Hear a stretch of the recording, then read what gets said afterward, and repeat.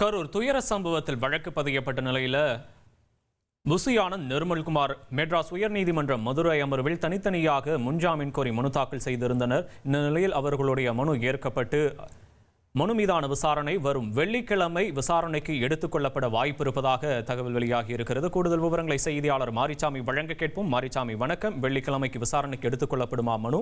எந்த அளவுக்கு வாய்ப்பு இருக்கிறது? விவரங்கள்.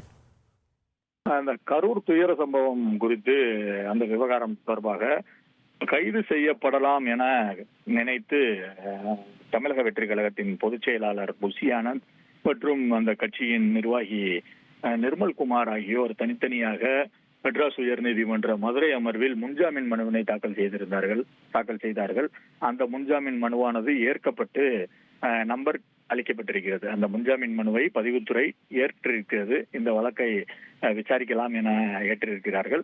இந்த வழக்கு விசாரணையானது வரும் வெள்ளிக்கிழமை வரலாம் எனவும் எதிர்பார்க்கப்படுகிறது. ஏனென்று கேட்டால் இந்த விடுமுறை கால நீதிமன்றம் தசரா பண்டிகையொட்டி விடுமுறை கால நீதிமன்றம் இந்த விடுமுறை காலத்தில் வெள்ளிக்கிழமை ஒரு நாள் மட்டுமே நீதிமன்றம் இயங்கும். அதுவும் அவசர வழக்குகளை விசாரிப்பதற்காக இயங்கும்.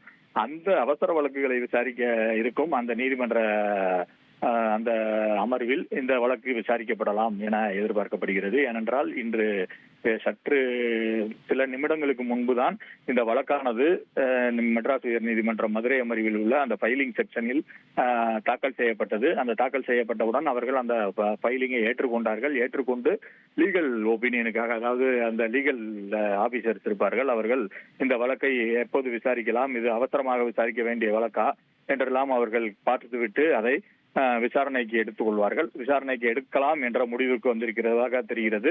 அதுபோக வெள்ளிக்கிழமை இந்த வழக்கு விசாரணைக்கு வருவதற்கான வாய்ப்புகள் அதிகமாக இருக்கிறது என்று நீதிமன்ற வட்டாரங்களும் தெரிவிக்கின்றன.